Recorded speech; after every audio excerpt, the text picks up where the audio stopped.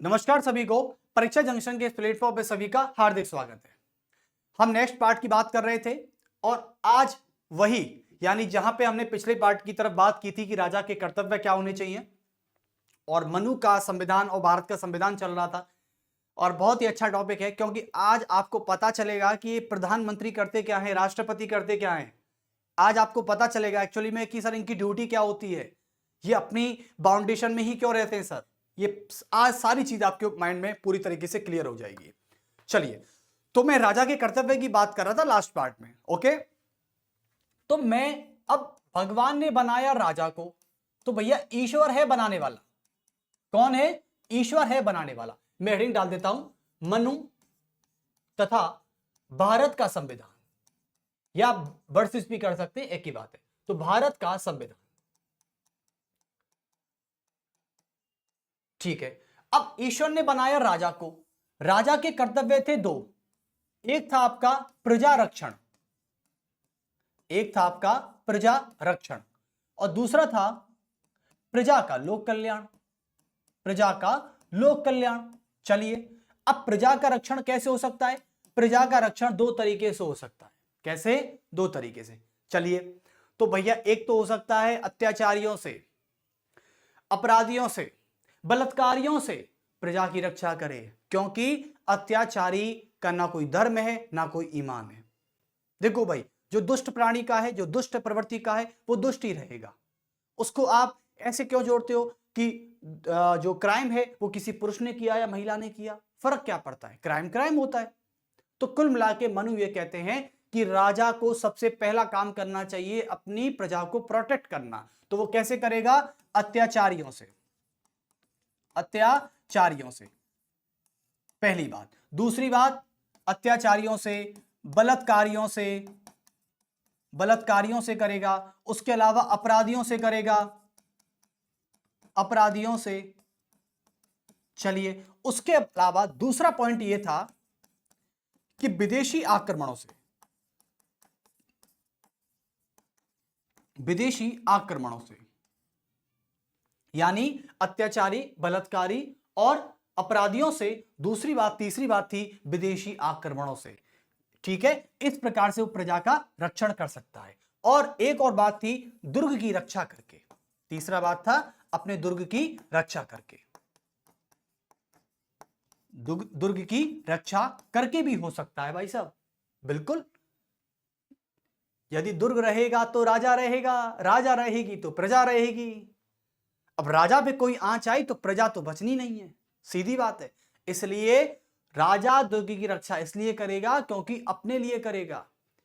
यदि राजा को पता है कि कल को यदि दुर्ग नहीं रहा तो मैं नहीं रहूंगा, और मैं नहीं रहा तो प्रजा नहीं रहेगी। अब कुल मिला के ये मत कहना कि सर राजा सेल्फिश हो गया है, राजा अपने दुर्ग की रक्षा करने लग रहा है। भाई दुर्ग की रक्षा क्यों ना करे? दुर्ग के अंदर ही तो प्रजा रहती है और उसके अंदर राजा रहता है, महल के अंदर। तो कल को राजा पे यदि कोई आंच आती है तो क्या कोई विदेशी आक्रमण जो जिसने किया है, क्या वो प्रजा को छोड़ेगा? क्या आपने देखा नहीं है राजतंत्र में कि सबसे पहले विदेशी आक्रमण जब करने कोई आता है तो सबसे पहले वो राजा पर ही हमला क्यों करता है? क्योंकि राजा खत्म तो प्रजा खत्म। ये बात मनु कहते हैं कि राजा का अंत ही प्रजा का अंत है। चलिए, तो इस प्रकार से मैंने प्रजा का रक्षण कर लिया। लेकिन प्रजा का लोक कल्याण कैसे हो सकता है? देखो, प्रजा का लोक कल्याण तीन तरीके से हो सकता है, भौतिक तरीके से, नैतिक तरीके से और आध्यात्मिक तरीके से। यानी भौतिक तरीके से कैसे हो सकता है? चलिए, भौतिक तरीके से, दूसरा हो सकता है नैतिक तरीके से और तीसरा हो सकता है आध्यात्मिक तरीके से। आध्यात्मिक तरीके से जैसे कि पहले मैं बताया प्रजा रक्षण में मैंने अत्याचारियों से, बलात्कारियों से, अपराधियों से क्या, और विदेशी आक्रमणों से दुर्ग की रक्षा करके। अब यदि मैं इसको भारत के संविधान से तुलना करके देखूं, अब जरा भारत के संविधान पर आइए। राजा कौन है अभी? भारत की राष्ट्रपति द्रौपदी मुर्मू, भारत के प्रधानमंत्री और उनकी पूरी कैबिनेट, ये भारत के राजा के रूप में बैठे हुए हैं अभी। ठीक है, तो राजा की तुलना में अभी यहां से करूंगा, सारी चीजें करूंगा। ठीक है, चलिए, तो पहले हम प्रजा का लोक कल्याण पढ़ लेते हैं, फिर इसकी तुलना सीधे सीधे करेंगे भारत के संविधान से। तो ये बात तो आती है मनु में और यहां पर आएगी भारत में। चलिए, तो अब प्रजा का लोक कल्याण करना है मुझे, तो प्रजा के लोक कल्याण के लिए भौतिक जो सुविधाएं होती हैं, जैसे कि रोटी, खाना, मतलब जैसे हर व्यक्ति को, गरीब से गरीब व्यक्ति रात में भूखा नहीं सोना चाहिए, ये बात मनु कहते हैं। तो कुल मिला के ये कहना चाहते हैं कि राजा का ये कर्तव्य है कि प्रत्येक घर में चूल्हा जलना चाहिए, प्रत्येक घर में।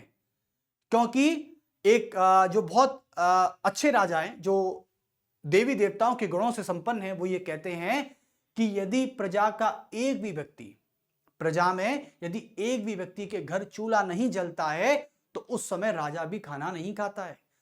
राजा पहले यह पूछता है, जैसे कि श्री राम, मैं श्री राम की बात कर लेता हूं। जब श्री राम जैसे राजा, क्योंकि राम ही राजा थे, आपको पता है, तो राम राजा के रूप में बोलते हैं कि प्रजा का एक भी व्यक्ति भूखा नहीं सोना चाहिए। तो इसके लिए रोटी, कपड़ा, मकान होना चाहिए, जल की सुविधा, स्वच्छ जल होना चाहिए, प्योर वाटर होना चाहिए। तो भौतिक सुख सुविधा में क्या आता है? भौतिक में आता है जैसे कि जल की बात करते हैं हम रोटी की बात करें, हम कपड़े की बात करें, हम मकान की बात करें। मकान मतलब उस समय झोपड़ी हुआ करती थी। सर्दी, गर्मी, धूप, आंधी, बरसात से बचने के लिए यदि आप किसी प्रजा के एक व्यक्ति को झोपड़ी भी दे रहे हो तो काफी है। कम से कम उसे सोने के लिए, खाने पीने के लिए एक आंगन तो दे दिया, तो राजा का काम हो गया। चलिए, अब राजा का दूसरा काम होता है आध्यात्मिक। ये आध्यात्मिक क्या कहना चाहते हैं? आध्यात्मिक का कहना चाहते हैं कि राजा का तीसरा काम जो होता है आध्यात्मिक लोक कल्याण। इसका मतलब होता है स्पिरिचुअलिटी, यानी कि राजा का ये कर्म है, राजा का ये काम है कि वह अपनी प्रजा के ब्राह्मणों को दान दे। क्योंकि ब्राह्मण को यदि दान मिलेगा, वो क्या कहते हैं कि ब्राह्मण को यदि दान मिलेगा तो क्या होगा? तो ब्राह्मण चिंता मुक्त रहेगा, और ब्राह्मण चिंता मुक्त रहेगा तो वह वेदों का अध्ययन करेगा, और वेदों का जब अध्ययन करेगा तो वह राजा को इसकी शिक्षा देगा, और राजा उसी प्रकार से शासन का काम करेगा। यदि ब्राह्मणों को हम दान नहीं देते तो ब्राह्मण चिंता से ग्रस्त हो जाते हैं, चिंताओं में गिर जाते हैं कि पैसा कहां से कमाएं। अब जब पैसे कमाने की बात आती है तो वो कुल मिला के वेदों का अध्ययन नहीं कर पाएंगे, और वेदों का अध्ययन नहीं कर पाएंगे तो जिससे राज्य की आध्यात्मिक जो उन्नति है वो कैसे हो पाएगी, ये बात कही। तो इसलिए आध्यात्मिक में बोला गया कि ब्राह्मणों को ध्यान दें। लेकिन अब ब्राह्मण ही नहीं है इसमें, ये मत सोच लेना कि सर मनु ने तो ब्राह्मणों को इस प्रकार की सुविधाएं दे दी, लेकिन बाकी के जो वर्ग हैं उनका क्या होगा? आप रुकिए एक बार। तो ब्राह्मण को दान दिया जाए, ब्राह्मण को दान दिया जाए, ब्राह्मण को दान दिया जाए ताकि वह चिंता मुक्त रहे, ताकि वह चिंता मुक्त रहे, ताकि वह चिंता मुक्त रहे, ताकि वह चिंता मुक्त रहे, और वेदों का अध्ययन करे, वेदों का अध्ययन करे, वेदों का अध्ययन करे। बहुत बढ़िया, यानी ये तो बहुत अच्छी बात है फिर तो कि ब्राह्मणों को दान दिया जाए।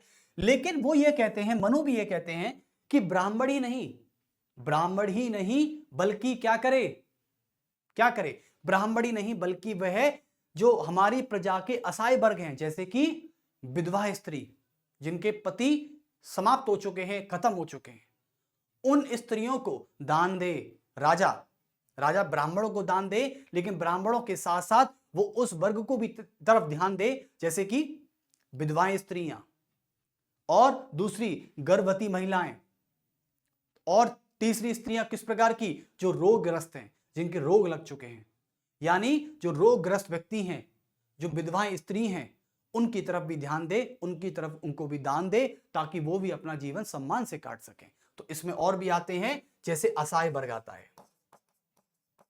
क्या आता है? असहाय वर्ग, ठीक है। और असहाय वर्ग में जैसे कि रोगग्रस्त व्यक्ति आता है, और रोगग्रस्त व्यक्ति के अलावा और कौन आते हैं? जैसे कि विधवाएं स्त्री आती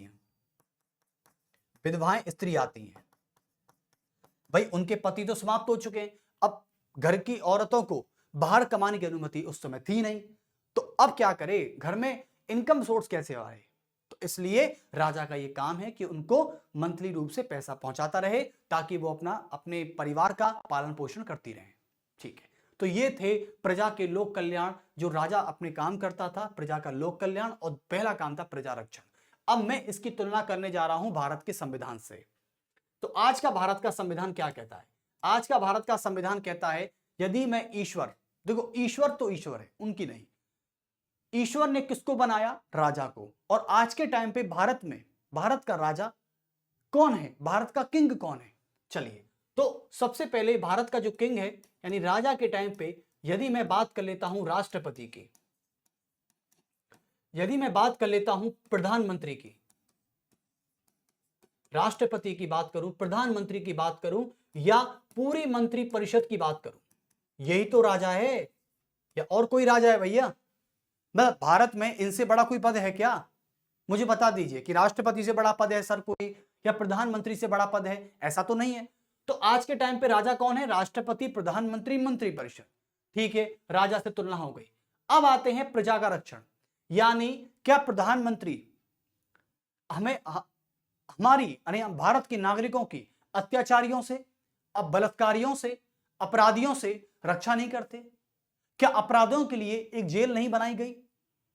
कि ऐसा थोड़ी ना है कि भारत के संविधान में, भारत के संविधान के दायरे से बाहर रहकर जो व्यक्ति अपराध करेगा, जो व्यक्ति अपराध करेगा, बलात्कार करेगा, अत्याचारी है, लोगों को सताएगा, क्या वो हमारे बीच ही रहेगा? ऐसा तो नहीं है।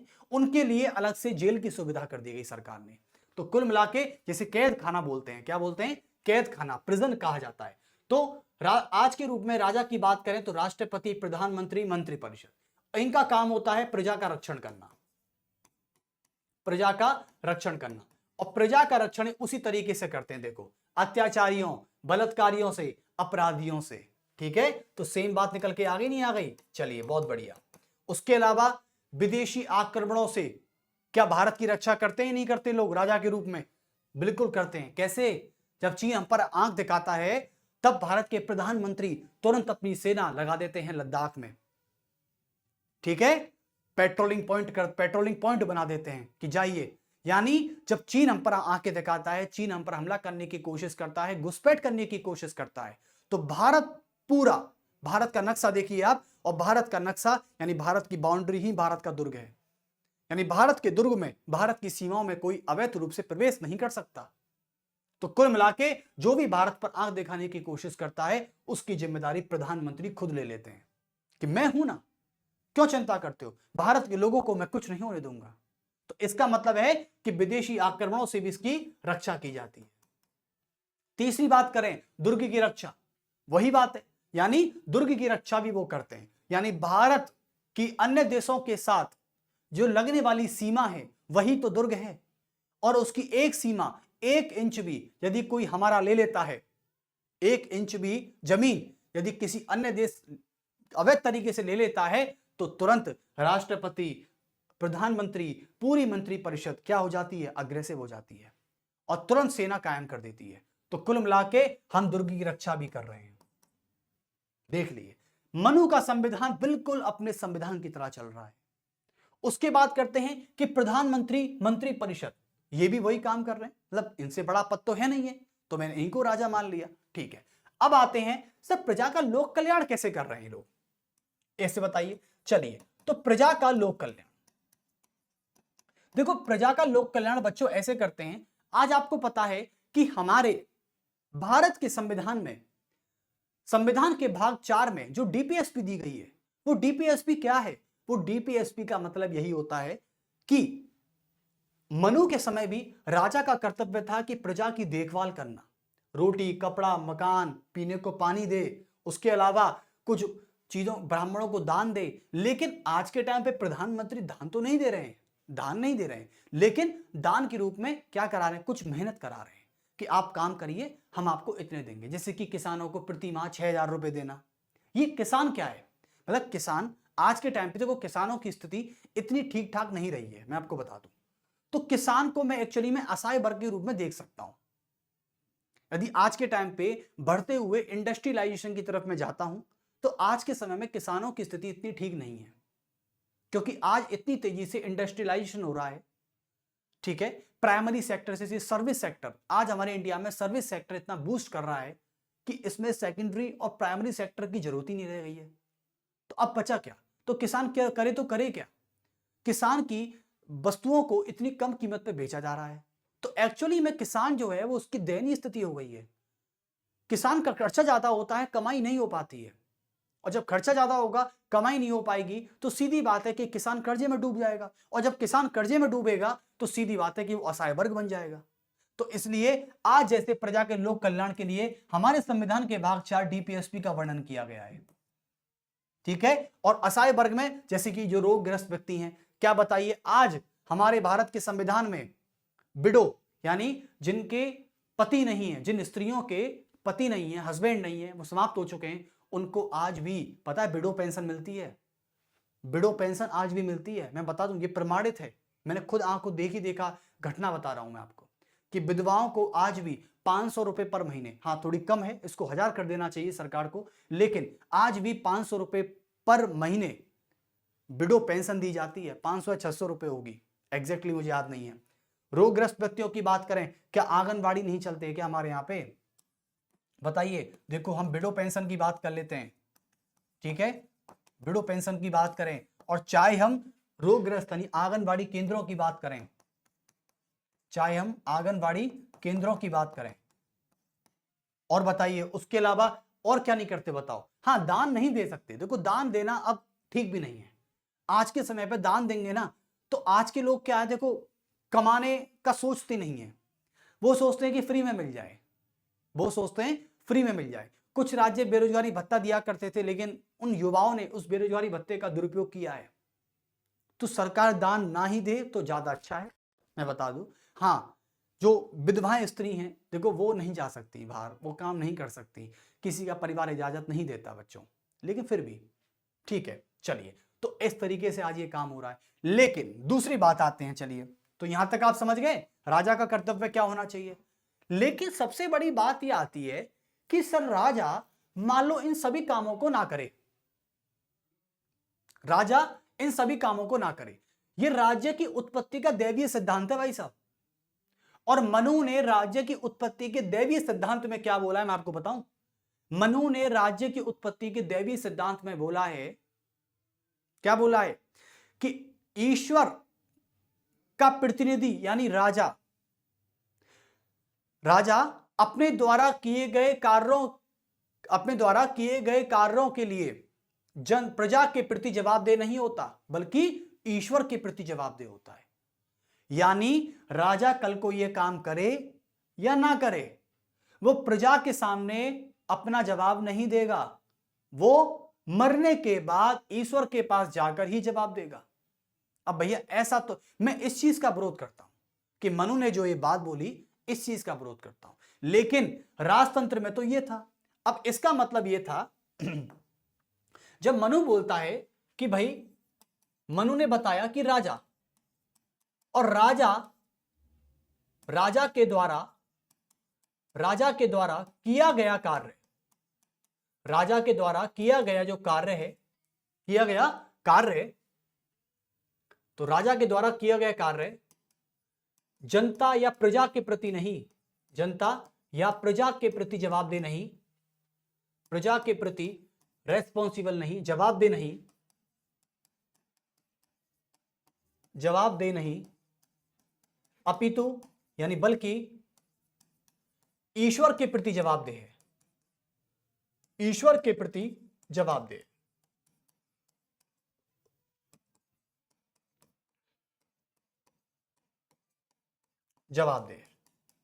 जब ये कहावत चलती थी ना पुराने समय में कि जब कोई मान लो दुख से घिरा हुआ व्यक्ति राजा के दरबार में आता है, राजा ये कहता है कि भागो भागो यहां से, कोई कुछ नहीं है, बाहर भगाओ, मानी वो अपने दरबारियों से कहता है कि इसको बाहर फेंक दो। यानी राजा अपनी जब प्रजा की बात को सुनने के लिए तैयार ही नहीं है, तो प्रजा उसको क्या कहती थी राजा को, अरे शहंशाह या अरे महाराज, कम से कम ऊपर वाले से तो डरो। यही बात, यानी ऊपर वाले से डरने का मतलब वो ये कहना चाह रही है कि आप हमारे लिए कुछ करो या ना करो, लेकिन आपको अपना जवाब ईश्वर के सामने तो देना पड़ेगा। तो यही बात है, मुझे याद आई, मैंने आपको बताई।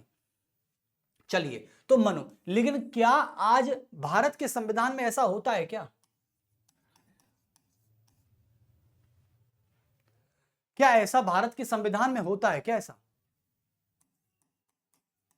भारत के संविधान में तो ऐसा मुश्किल नहीं होता, मुझे लगता नहीं है कि राजा यानी प्रधानमंत्री अपना कोई काम कर रहा है, प्रधानमंत्री अपना कोई कार्य कर रहा है और वो जनता के प्रति जवाबदेह नहीं है।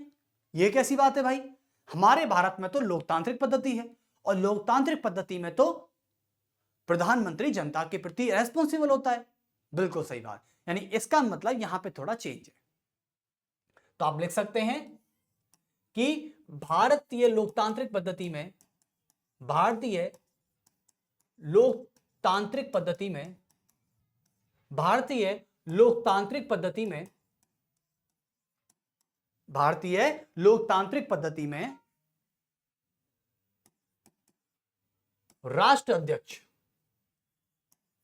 राष्ट्राध्यक्ष या प्रधानमंत्री, राष्ट्राध्यक्ष या प्रधानमंत्री जनता के प्रति जवाबदेह होते हैं, जनता के प्रति जवाबदेह होते हैं। क्यों होते हैं भाई साहब? क्योंकि लोकतंत्र में प्रधानमंत्री को चुनने वाला कौन है? जनता। और जनता का चुनाव ही क्या है? जनता का सदन, लोकसभा सदन, याद है सभी को? चलिए, तो जनता के प्रति जवाबदेह होते हैं, जवाबदेह होते हैं। यानी यहां तक मुझे बात समझ में आ चुकी है और आपको भी आ चुकी होगी शायद। ठीक है, तो जनता के प्रति जवाबदेह होते हैं, यानी बिल्कुल इसका अपोजिट है। और यह था मनु का संविधान। अब उसके अलावा मैं और बात कर लेता हूं। चलिए, अब दूसरी बात आते हैं कि चलिए, मनु का संविधान तो इस बात को कह गया। और आपको बता दूं, जब मनु ने यह बात कही कि राजा के द्वारा किया गया कार्य जनता या प्रजा के प्रति जवाबदेह नहीं है, बल्कि वह तो ईश्वर की इच्छा पर निर्भर है, ईश्वर के प्रति जवाबदेह है, यह बात कहते ही उस समय फ्रांस का राजा था लुई 14। और फ्रांस के राजा लुई 14 ने जब अपने आप को ईश्वर माना, भाई ईश्वर का प्रतिनिधि ईश्वर हो गया। प्रजा भी तो राजतंत्र में पहले राजा को क्या कहती थी कि हे मेरे ईश्वर, आप ही मेरे अल्लाह ताला हो, आप ही मेरे भगवान हो। जैसे जो मुगल वंश के हुए, जैसे अकबर से क्या कहा गया भाई, जो अकबर जो नाम दिया गया वो क्यों दिया गया? हमारा ही मसीहा है भाई साहब, यानी प्रजा ने उसको मसीहा मान लिया, प्रजा ने उसको खुदा मान लिया, तो क्या हो गया? वो अकबर बन गया जलालुद्दीन मोहम्मद से। कई सारे राजा हुए, हिंदुओं में हुए तो कुछ अपने मुगलों में हुए, जो अपने आप को ईश्वर मान बैठे। समझे ना? अब ऐसे ही, इससे ही प्रभावित एक फ्रांस का राजा हुआ लुई 14, लुई 14। लुई 14 क्या बोलता है सुनना। लुई 14 कहता है भाई प्रजा के, राजा के काम आपको पता है, लेकिन राजा उन कामों को नहीं कर रहा है। राजा कह रहा ठीक है, देख लेंगे, ईश्वर के सामने जवाब दे देंगे, अभी तो छोड़ो, अभी तो कम से कम ऐशो आराम करो, राजा की जिंदगी मिली है। लेकिन फ्रांस का राजा लुई 14 क्या कहता है कि मैं ही, क्या बोलता है कि मैं ही राज्य हूं, मेरी इच्छा ही मेरा कानून है। यानी मैं ही राज्य हूं, मेरी इच्छा ही मेरा कानून है, क्योंकि मैं ईश्वर के प्रतिनिधि के रूप में शासन कर रहा हूं। यह फ्रांस के राजा लुई 14 का कथन है, लुई 14 का स्टेटमेंट है। बताओ, ये क्या स्टेटमेंट कोई घमंड वाला स्टेटमेंट नहीं है क्या? ये घमंड में नहीं बोलते तो क्या बोलते हैं? कि मैं, जहां पर मैं आ जाए वो समझ लो कि वो घमंड से भरा हुआ स्टेटमेंट है कि मैं ही राज्य हूं, मैं ही, मेरी इच्छा ही मेरा कानून है, और मैं ईश्वर के एकमात्र प्रतिनिधि के रूप में शासन कर रहा हूं। यह बात फ्रांस के राजा लुई 14 ने बोली थी। और क्यों बोली थी? मनु के संविधान से प्रेरित होकर बोली थी, उसने इंस्पायर्ड हो गया था वो इससे कि वाह, मैं राजा हूं और मैं तो सीधा ईश्वर ने बनाया हूं, मेरे जैसा यहां कोई नहीं। तो ये घमंड वाला स्टेटमेंट है और ऐसा आज के टाइम पे नहीं होता है, भारत के संविधान में तो बिल्कुल नहीं है कि जो बोले कि मैं ही भारत हूं। कोई बोल सकता है क्या? किसी प्रधानमंत्री ने कोई बात बोली है क्या आज तक कि मैं ही प्रधानमंत्री हूं, मेरी इच्छा ही मेरा कानून है, क्योंकि मैं ईश्वर के द्वारा भेजा गया एकमात्र प्रतिनिधि हूं। ऐसी बात कोई प्रधानमंत्री बोलता हुआ अच्छा लगेगा क्या? नहीं लगेगा। यानी इसका मतलब यह है कि मनु के संविधान में ऐसी कुछ बातें हैं जो ना तो मुझे पचती हैं और ना आपको पचेंगी। ठीक है, लेकिन मनु ने बोला कि ऐसा नहीं है। अब देखें, अब मनु के कई सारे आलोचक आ गए। मनु के आलोचकों ने भाई साहब ढेर लगा दिया, भंडार लगा दिया, ट्विटर पे कमेंट कर करके और इंस्टाग्राम पे और सब पे कमेंट कर करके इसको परेशान कर दिया। अब मनु को बोला कि यार क्या फतह है ये। कई सारे पाश्चात्य यानी वेस्टर्न जो फिलोसफर थे, वेस्टर्न थिंकर्स ने कई सारे मनु पर आरोप लगाए, मनु के संविधान को लेकर आरोप लगाए कि आप मनु, आपका जो संविधान है, धर्मशास्त्र जिसे कहते हैं, धर्मशास्त्र में ऐसी कई सारी बातें हैं, जैसे आपने राज्य की उत्पत्ति के दैवीय सिद्धांत में राजा को निरंकुश बना दिया है। और यह स्टेटमेंट कहकर, और कैसे कि राजा के द्वारा किए गए कार्य प्रजा के प्रति जवाब दे नहीं है, वो तो ईश्वर को जाके जवाब देगा ऊपर। तो क्या जनता को सताएगा फिर वो? और मान लो राजा अपना कर्तव्य करे ना करे, ऐसे थोड़ी होता है। तो ये वेस्टर्न थिंकर्स कह रहे थे मनु से। तो मनु बोल रहा है बात तो सही है कि दैवीय सिद्धांत में मैंने राजा को क्या बना दिया है, बहुत ज्यादा पावरफुल बना दिया है, निरंकुश बना दिया है, डिटेक्टरशिप बना दी है। तो कई सारे आलोचकों ने इस पर क्या उठा दिए, क्वेश्चन मार्क उठा दिए कि मनु ये ठीक नहीं है, आपने राजा को निरंकुश बना दिया है। लेकिन मनु ने उसकी व्यवस्था की है। मनु ने राजा पर अंकुश लगाने के लिए कुछ व्यवस्थाएं की। कैसे? जो भारत के संविधान में आज भी जिंदा हैं। कैसे? देखिए, अब क्या करता है कि मनु ने राजा पर अंकुश लगाने के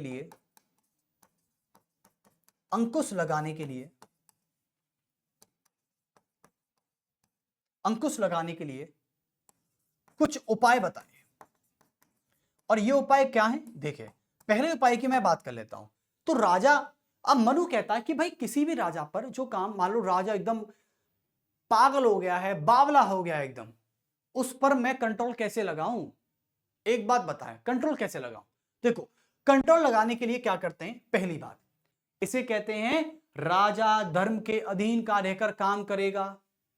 पहला, मनु ये कहता है कि कोई भी राजा निरंकुश नहीं हो सकता, क्योंकि मनु जिस समय मनुस्मृति लिख रहा था उस समय मनु के समय निरंकुश राजतंत्र का शासन था।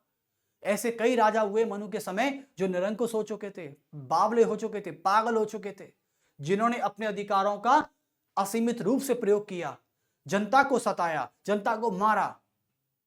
ठीक है, तो इसका मतलब यह है कि उस समय जब मनु मनुस्मृति लिख रहा था तो उस समय निरंकुश राजतंत्र का शासन था। और मनु यह कहता है कि मैं अपने दैवीय उत्पत्ति के सिद्धांत में मैं इस तरीके की बात कतई नहीं करता हूं कि राजा निरंकुश हो सकता है, क्योंकि राजा पर अंकुश रखने के लिए कुछ उपाय सुझा रहा हूं। पहला उपाय है कि राजा को धर्म से ऊपर रहकर काम नहीं करना, यानी राजा यदि धर्म के अधीन रहकर काम करेगा तो ही वो राजा है।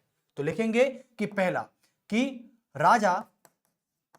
राजा धर्म के अधीन रहकर काम करे, राजा धर्म के अधीन रहकर काम करे, धर्म के अधीन रहकर काम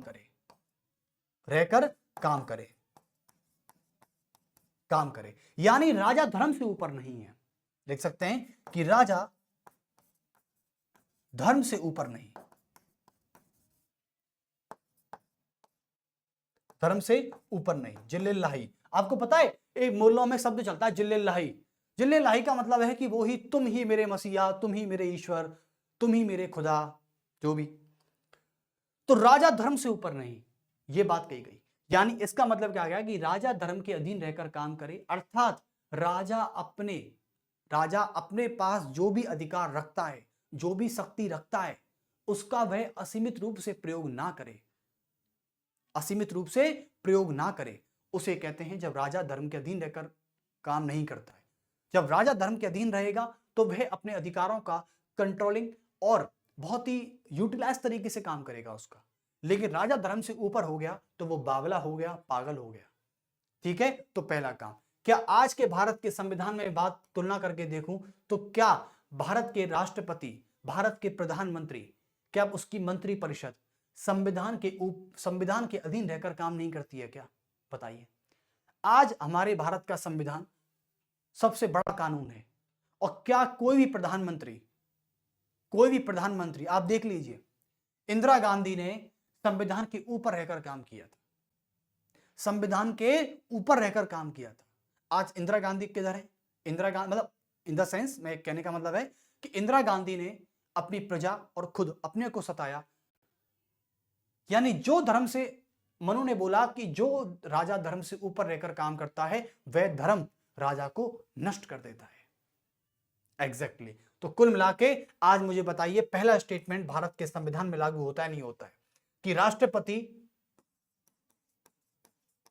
राष्ट्रपति हो या पीएम हो, संविधान के अधीन रहकर कार्य करें, संविधान के अधीन रहकर कार्य करें, अधीन रहकर कार्य करें।